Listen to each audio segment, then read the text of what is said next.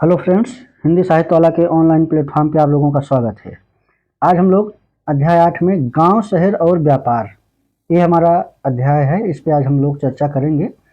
और देखिए, फिर वही कहानी के माध्यम से कुछ समझाने का प्रयास किया जा रहा है, जिसकी बारे में जो ये कहानी रहती, कहीं ना कहीं जो चैप्टर की विशेषता रहती है, जो चैप्टर में जिस चीज़ का वर्णन या जिस चीज़ चैप्टर के बारे में बताया जाता है, उसी से संबंधित ये रहता है।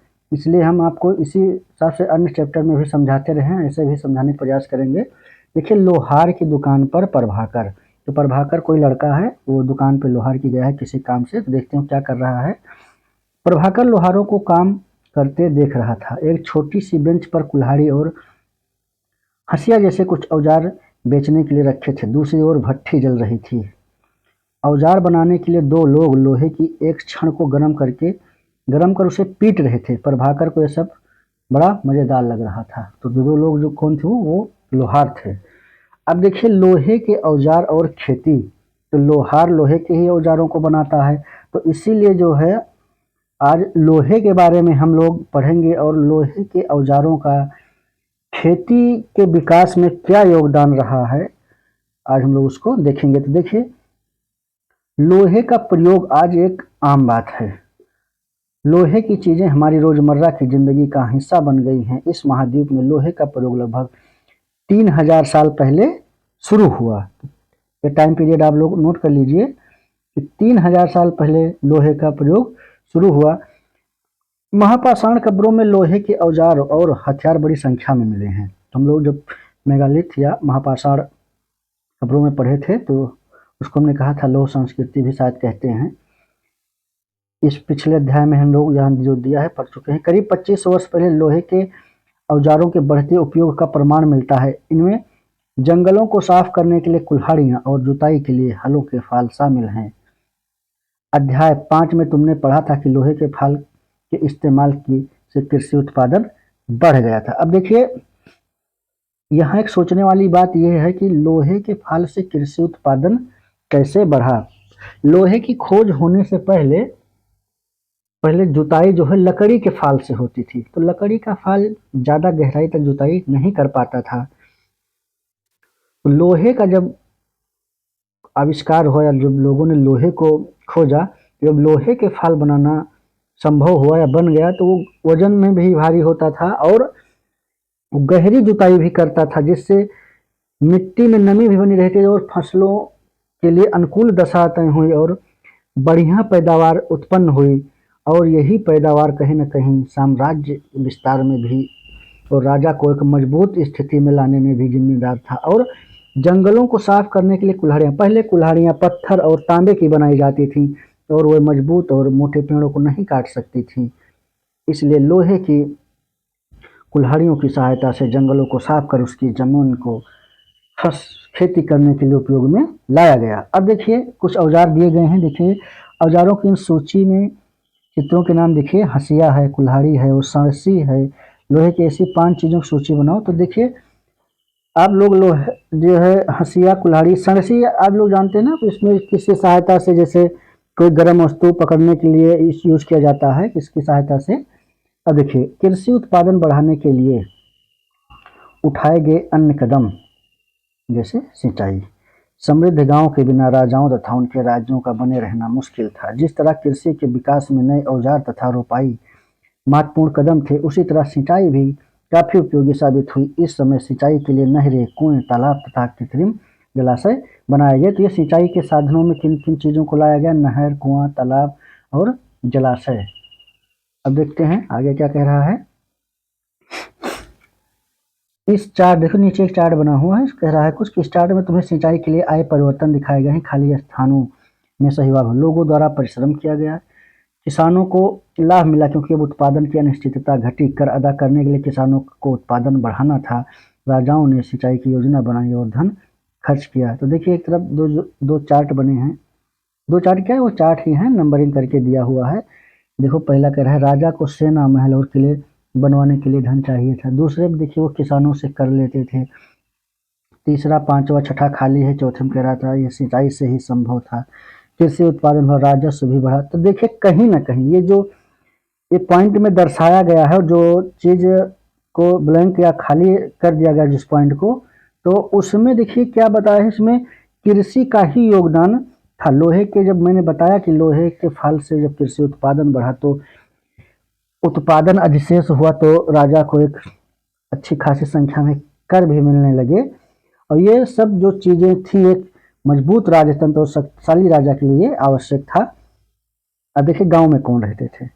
इस महाद्वीप के दक्षिणी तथा उत्तरी हिस्सों के अधिकांश गांव में कम से कम 3 तरह के लोग रहते थे। तमिल क्षेत्र में बड़े भूस्वामियों को बेल्लाल या बेल्लार कहा जाता था, तो इसको आप लोग नोट करते चलिए। साधारण हलवाहों को उड़वार, तो बड़े भूस्वामी या धनी किसान बेल्लाल, साधारण हलवा है उड़वार, भूमिहीन मजदूर और दास कडेसियर और अदमई कहलाते थे। ठीक, ये कभी कभी क्वेश्चन परीक्षा में मिलान करके दे दिया जाता है, मिलान के लिए, तो आप लोग इसको नोट कर लीजिए। देश के उत्तरी हिस्से में गांव का प्रधान व्यक्ति ग्राम भोजक कहलाता था। तो गांव के प्रधान को क्या कहते थे, तो ग्राम भोजक कहते थे। अक्सर एक ही परिवार के लोग इस पद पर कई पीढ़ियों तक बने रहते थे, यानी कि यह पद आनुवांशिक था। तो हम आनुवांशिक यही था, जिसे हम लोगों ने पिछले अध्याय में पढ़ा, वंश कि एक ही वंश में से पिता के बाद बेटा, बेटे के बाद उसका बेटा राजा बनता था। उसी प्रकार ये भी आनुवांशिक था कि एक ही वंश के लोग उस पद पर रहते थे। ग्राम भोजक के पद पर आमतौर पर गांव का सबसे बड़ा भूस्वामी होता था। सबसे बड़े भूस्वामी जो बेल्लाल होता था वही इस पद पर सुशोभित होता था। साधारणतया इनकी जमीन पर इनके दास और मजदूर काम करते थे। इसके अतिरिक्त प्रभावशाली होने के कारण प्राय राजा भी कर वसूलने का काम इन्हें ही सौंप देते थे। ये न्यायाधीश का और कभी कभी पुलिस का काम भी करते थे। अब देखिए ये कहीं ना कहीं इसकी स्थिति अपने ग्राम में जो है मजबूत रहती थी, तो राजा और इसके भूमि पर दास मजदूर काम करते थे, तो राजा इसी को जो है कर वसूलने के लिए नियुक्त करता था। और ये जो झगड़े, स्थानीय झगड़े रहे होंगे, तो उसके लिए भी ये निपटारा करता रहा होगा। इस तरह इसकी भूमिका न्यायाधीश के रूप में भी साबित होती है और ये पुलिस का भी काम करता था। ग्राम भोजकों के अलावा अन्य स्वतंत्र कृषक भी होते थे, जिन्हें गृहपति कहते थे। अब देखिए गृहपति जो स्वतंत्र कृषक होता था उसको कहते थे। इनमें ज़्यादातर छोटे किसान होते थे। ठीक, इसके अतिरिक्त कुछ ऐसे स्त्री पुरुष थे जिसके पास अपनी जमीन नहीं होती थी।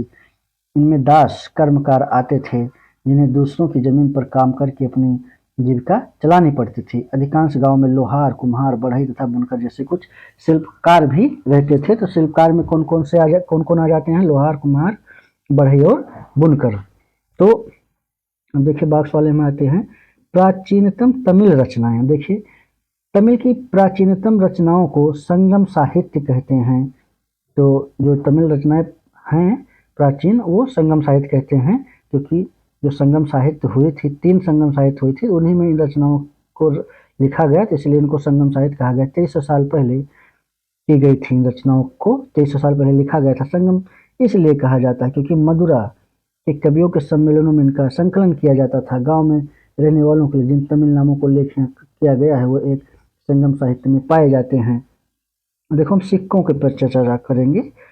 तो पुरातत्वविदों को इस युग के हजारों सिक्के में सबसे पुराने आहस सिक्के, हम लोगों ने शुरुआती क्लास में आहस सिक्कों के बारे में पढ़ा था कि ये चांदी और तांबे के होते थे। और ये करीब 500 साल चले, बहुत समय इनका टाइम पीरियड रहा, 500 साल प्रचलन में रहे।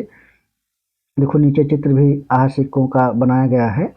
चांदी या तांबे के सिक्के विभिन्न आकृतियों को आहत कर बनाए जाने के कारण इन्हें आहस सिक्का कहा गया। तो ये कैसे धातु चांदी और तांबे के होते थे, इनको आग में गर्म करके ठोक पीट कर एक निश्चित तौलमान में बनाया जाता था। और इस पर जो है सूर्य, चंद्र, वृषभ या अन्य कुछ जानवरों के और स्वास्तिक जैसे प्रतीक चिन्हों को ठप्पा मार के बनाया जाता था, जो उस जहां ये चलते थे उस क्षेत्र का या उस राजा के चिन्ह का द्योतक थे। अब देखिए आहस सिक्कों के बारे में बॉक्स में देखिए। आहस सिक्के सामान्यतः आयताकार और कभी कभी वर्गाकार या गोल होते थे। तो देखिए इनके आकार के बारे में भी, ये तो परीक्षा की दृष्टि से इम्पोर्टेंट है कि इनका आकार आयताकार, वर्गाकार और गोल होता था। या तो धातु की चादर को काटकर या धातु के चपटे गुलिकाओं से बनाए जाते थे। इन सिक्कों पर कुछ लिखा हुआ नहीं था, बल्कि इनके कुछ चिन्ह ठप्पे से बनाए जाते थे, इसलिए आहत कहे गए। ये सिक्के उपमहाद्वीप के लगभग अधिकांश हिस्सों में पाए जाते हैं और ईसा की आरंभिक सदियों तक ये प्रचलन में रहे। अब देखिए लिखा है नेक्स्ट पेज पर, विनिमय के अन्य साधन एक ऑरेंज कलर का बॉक्स है। संगम साहित्य की इस कविता को पढ़ो। खेतों के सभ्य धान गाड़ियों पे लदे जा रहे हैं। तो इस कविता को आप लोग पढ़िए, क्या कहने का प्रयास कर रहा है। तो हम लोग आगे ही बढ़ते हैं, नगर पे आते हैं। नगर अनेक गतिविधियों का केंद्र। अब हम लोग देखेंगे नगरों का विकास कैसे होता है, वो अन्य गतिविधियों का केंद्र कैसे बनते हैं। अक्सर नगर कई कारणों से महत्वपूर्ण हो जाते हैं। उदाहरण के लिए मथुरा को देखो,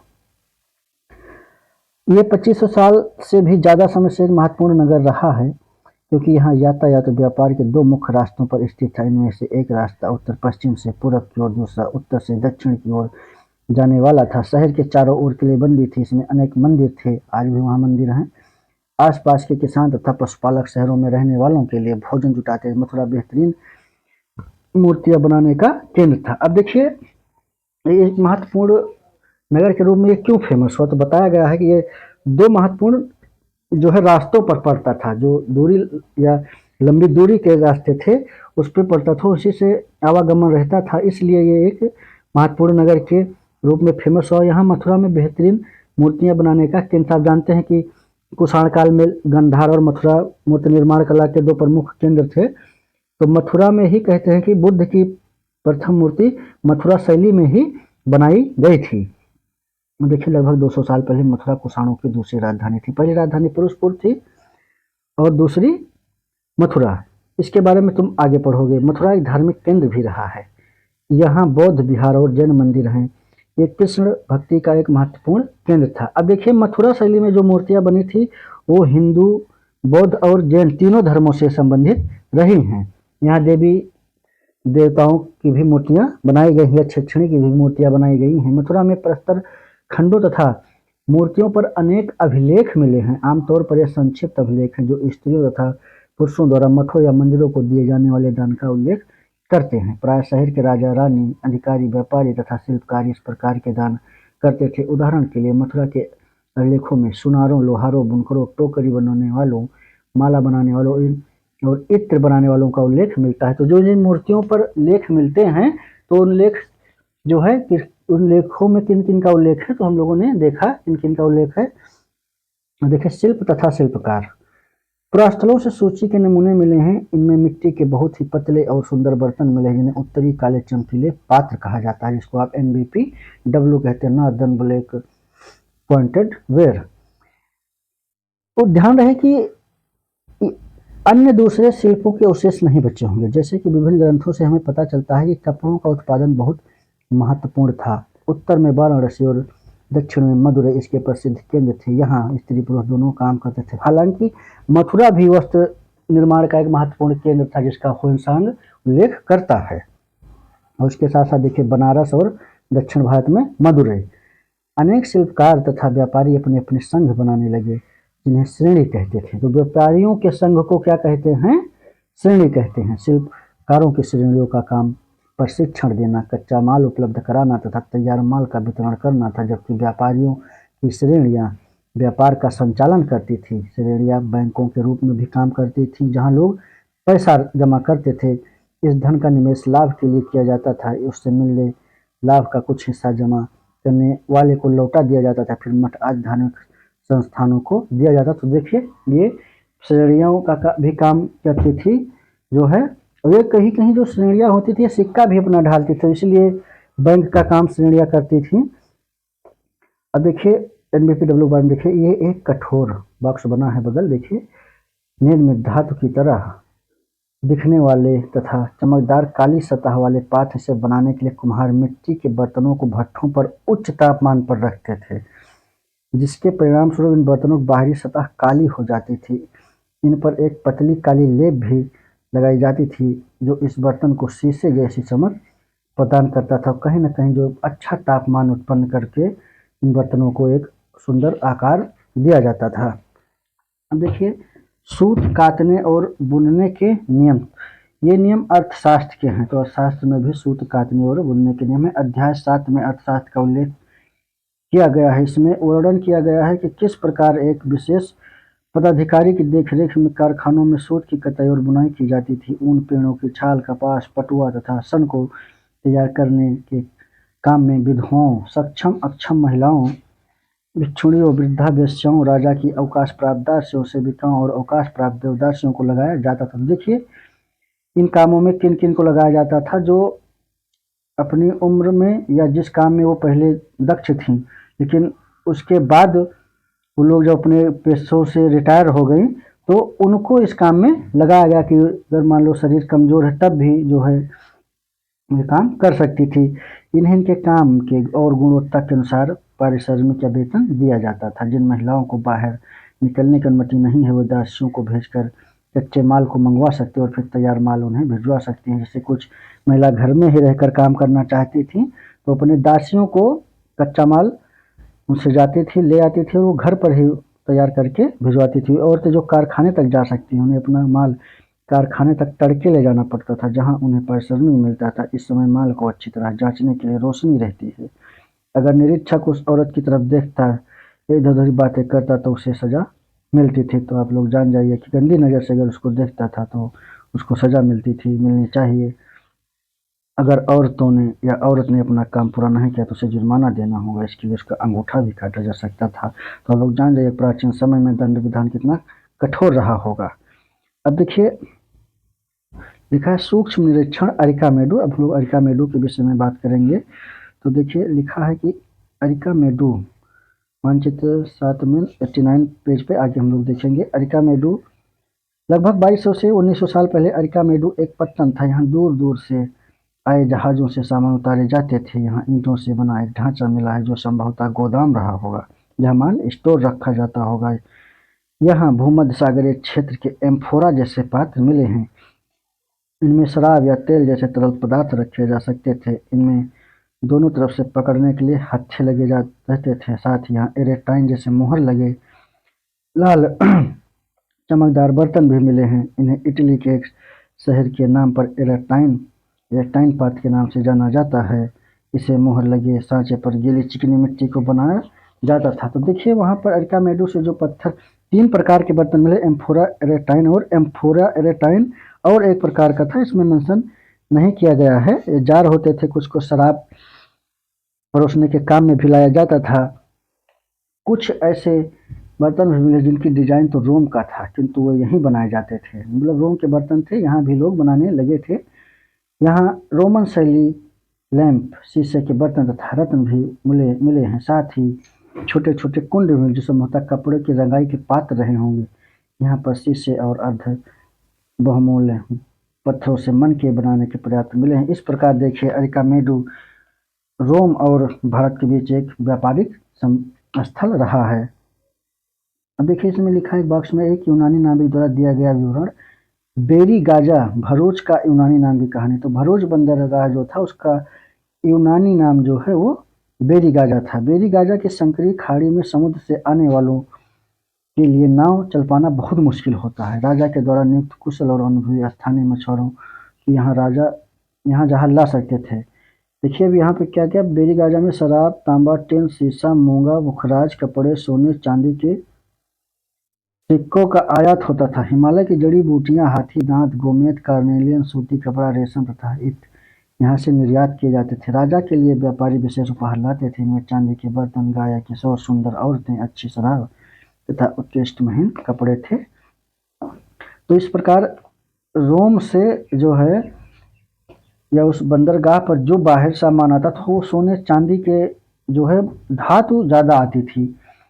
अब देखिए व्यापार और व्यापारी, तुमने उत्तरी काले पॉलिश वाले बर्तनों के बारे में पढ़ा है। खूबसूरत बर्तन, खास तौर से इनकी कटोरियां तथा थालियां इस महाद्वीप के अनेक पुरास्थलों से मिले हैं। सवाल उठता है कि इन जगहों पर ये बर्तन कैसे पहुंचे होंगे। ऐसा अनुमान लगाया जाता है कि यहाँ जहाँ ये बनते थे वहाँ से व्यापारी इन्हें लाकर अलग अलग जगहों पर बेचते थे। तो यहाँ से माल उतरता था, यहाँ व्यापारी लाते थे और दूर दराज के इलाकों में बेचते थे। इसलिए इन बर्तनों की बहुतायत अन्य जगहों पर भी मिला है।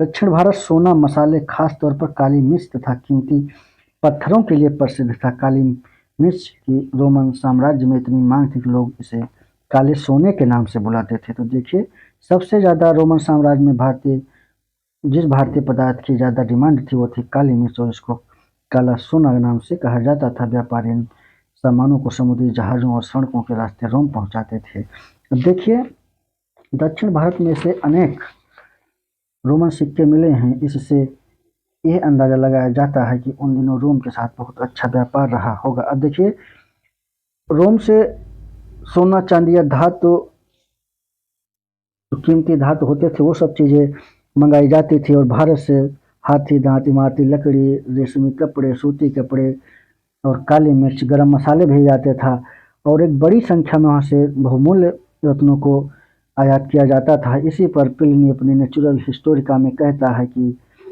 रोम भारत से विलासिता की वस्तुएं मंगाने में अपना करोड़ों का सोना जो है व्यर्थ खर्च कर दे रहा है। वो कहता है 80 सेस्टर्स के करीब सोना हर वार्षिक वो भारत में भेज देता है।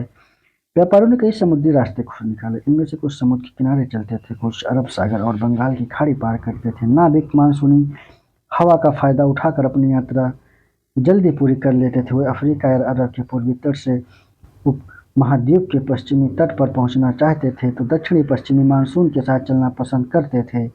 इन लंबी यात्राओं के लिए मजबूत जहाज़ों का निर्माण किया जाता था। तो देखिए, पहले जो है जब समुद्री या मानसूनी हवाओं की खोज ये लोग नहीं जान पाए थे कि अगर जिस दिशा में हवा चल रही तो उस दिशा में यात्रा करना आसान होता था, तो कुछ दिक्कत हो। लेकिन जब मिस्र के नाविक हिप्पालस ने 46 ईसा पूर्व में मानसूनी हवाओं की खोज की तो उनसे यात्रा करना और आसान हो गया। अब देखिए, समुद्र तटों से लगे राज्य। इस उपमहाद्वीप के दक्षिणी भाग में बड़ा तटीय प्रदेश है। इनमें बहुत से पहाड़, पठार और नदी के मैदान हैं। नदियों के मैदानी इलाकों में कावेरी का मैदान सबसे उपजाऊ है। अब यहाँ हम लोग प्रायद्वीपीय भारत या दक्षिण भारत की बात कर रहे हैं, तो कावेरी का मैदान ये जो है सबसे जो है उपजाऊ मैदान था। बताया जाता है कि कावेरी के मैदान में अगर यहाँ एक हाथी बैठ जाती थी, अगर एक हाथी के बैठने भर की जगह में 7 लोगों के खाने भर का अनाज उत्पन्न हो जाता था। मैदानी इलाकों तथा तटीय इलाकों के सरदारों और राजाओं के पास धीरे धीरे काफी संपत्ति और शक्ति हो गई। संगम कविताओं में मुबेनदार की चर्चा मिलती है। ठीक है, तो संगम कविताओं में किसकी चर्चा मिलती है? मुबेनदार। ये एक तमिल शब्द है जिसका अर्थ है 3 मुखिया। इसका प्रयोग 3 शासक परिवारों के मुखियाओं के लिए किया गया है, चोल, चेर और पांड्य। ठीक, जो करीब 2300 साल पहले दक्षिण भारत में काफी शक्तिशाली माने जाते थे। इन तीनों मुखियाओं के अपने अपने 2 सत्ता के केंद्र थे। इनमें से एक तटीय हिस्से में और दूसरा अंदरूनी हिस्से में। इस तरह 6 केंद्रों में से 2 बहुत महत्वपूर्ण थे। एक चोलों का पत्तन पुहार या कावेरी पट्टनम, दूसरा पांड्यों की राजधानी मदुरै। तो चोलों के पत्तन जिसका यह बंदरगाह कौन था? पुहार या कावेरी पट्टनम था। और दूसरा पांड्यों की राजधानी कौन सी थी? मदुरा। तो उस समय ये 3 प्रमुख राजवंश थे। कौन कौन? चोल, चेर और पांड्य। दोनों के 2 केंद्र होते थे। टोटल 6 केंद्र होते थे तीनों शासकों को मिलाकर। ये मुखिया लोगों से नियमित कर के बजाय उपहारों की मांग करते थे। कभी कभी ये सैनिक अभियानों पर भी निकल पड़ते थे और आसपास के इलाकों से शुल्क वसूल कर लाते थे। इनमें से कुछ धन वे अपने पास रख लेते थे, बाकी अपने समर्थकों, नाट्य रिश्तेदारों, सिपाहियों तथा कवियों के बीच भी बांट देते थे। अनेक संगम कवियों ने उन मुखियाओं की प्रशंसा में कविताएं लिखी हैं जो उन्हें कीमती जवाहरात, सोने, घोड़े, हाथी, रथ या सुंदर कपड़े दिया करते थे। इसके लगभग 200 वर्षों के बाद पश्चिम भारत में सातवाहन नामक राजवंश का प्रभाव बढ़ गया। ये महाराष्ट्र और आंध्र प्रदेश के इलाकों में सातवाहनों का सबसे प्रमुख राजा गौतमी पुत्र सातकर्णी था। उसके बारे में हमें उसकी माता गौतमी बलश्री द्वारा दान दिए गए अभिलेख से पता चलता है। ठीक है, यहाँ के राजा अपनी माताओं के नाम से शासन करते थे। उनके नाम के आगे उनकी माता का नाम जरूर लगा रहता था। हालांकि यहाँ परिवार पितृसत्तात्मक ही था, लेकिन राजकुल मातृसत्तात्मक था। ये बहुत इंपॉर्टेंट चीज़ है, इसको आप लोग नोट कर लीजिएगा। वो और अन्य सभी सातवाहन शासक दक्षिणापथ के स्वामी कहे जाते थे। तो सातवाहन शासकों को क्या उपाधि थी या क्या कहा जाता था? दक्षिणापथ के स्वामी। दक्षिणापथ का शाब्दिक अर्थ दक्षिण की ओर जाने वाला रास्ता होता है। ठीक, पूरे दक्षिणी क्षेत्र के लिए भी नाम प्रचलित था। श्री सातकर्णी ने पूर्वी, पश्चिमी तथा दक्षिणी तटों पर अपनी सेनाएं भेजी थी। ठीक, नेक्स्ट पेज में चलते हैं। देखिए, रेशम मार्ग और कुषाण, थोड़ा इस पर चर्चा कर लेते हैं। देखिए, कुछ शासक इसके बड़े बड़े हिस्सों पर अपना नियंत्रण करना चाहते थे, क्योंकि रास्ते पर यात्रा कर रहे व्यापारियों से उन्हें कर, शुल्क तथा तोहफों के जरिए लाभ मिलता था। इसके बदले ये शासक इन व्यापारियों को अपने राज्य से गुजरते वक्त लुटेरों के आक्रमण से सुरक्षा देते थे। सिल्क रूट, जिसको रेशम मार्ग कहते हैं, नियंत्रण रखने वाले शासकों में सबसे प्रसिद्ध कुषाण थे। करीब 2000 साल पहले मध्य एशिया तथा पश्चिमोत्तर भारत पर इनका शासन था। पेशावर और मथुरा इनके दो प्रमुख केंद्र थे। तक्षशिला भी इनके ही राज्य का हिस्सा था। इनके शासनकाल में ही सिल्क रूट की एक शाखा मध्य एशिया से होकर सिंधु नदी के मुहानों के पत्तनों तक जाती, फिर यहाँ से जहाजों द्वारा रेशम पश्चिम की ओर रोमन साम्राज्य तक पहुंचा था। तो देखिए, जो रेशम मार्ग था वो उस पर जो है एक कुषाण शासक जो होते थे उसके बिचौलिए का काम करते थे। किस प्रकार करते थे, जब व्यापारी उस रूट से जाते थे तो ये लोग उन व्यापारियों की रक्षा चोर और लुटेरों से करते थे, जिससे इनको भी काफी लाभ होता था। उस एवज में इनको कीमती वस्तुएं या बहुमूल्य रत्न पत्थर या आभूषण मिलते थे। तो ये कुषाण वंश का जो है सिल्क रोड पर भी दबदबा था, प्रभाव था। इसीलिए इस समय भारत की आर्थिक प्रगति जो है बहुत अच्छे से हुई। अब देखिए, यहाँ लास्ट सबसे चैप्टर के सबसे लास्ट पेज पर कुछ महत्वपूर्ण पीले कलर के बॉक्स में कुछ सबसे महत्वपूर्ण तिथियों की जो है चर्चा की गई है। देखिए, इसको आप लोग अपने दिमाग में रखिए, काफ़ी इंपॉर्टेंट है। तो उपमहाद्वीप में लोहे के प्रयोग की शुरुआत 3000 साल पहले। देखिए, चैप्टर में तो था ही, लेकिन यहाँ अलग से लिखा गया है, तो इसको आप लोग भी पॉइंट बना लीजिए। लोहे के प्रयोग में बढ़ोतरी, नगर आहार सिक्के, ये 2500 साल पहले प्रचलन में आए। संगम साहित्य की रचना 2300 साल पहले। अरिकामेडू का पतन देखिए 2200 से 1900 साल पहले। रेशम बनाने की कला की खोज 7000 साल पहले। अब देखिए, सबसे पहले रेशम अगर कहें तो हम लोगों ने पढ़ा होगा कि मेहरगढ़ में मिला था, जिसको सिंडन कहा गया है। चोल चेर पांड्य 2300 साल पहले। इन तीनों राजवंशों का शासन था। रोमन साम्राज्य में रेशम की बढ़ती मांग 2000 साल पहले। कुषाण शासक कनिष्क 1900 साल पहले। फासियान का भारत आगमन, जिसको आप फाहियान कहते हैं, 1600 वर्ष पहले। सोएनसांग, इसको ह्वेनसांग जिसको कहते हैं, भारत द्वारा अपार के शिव स्तुति की रचना, ये दोनों 1400 साल पहले की घटना है। तो ठीक है, अब लोग इतना अपने काम भर की चीज़ें नोट कर लीजिएगा। फिर हम लोग 9 चैप्टर में आएंगे कल। तब तक के लिए धन्यवाद।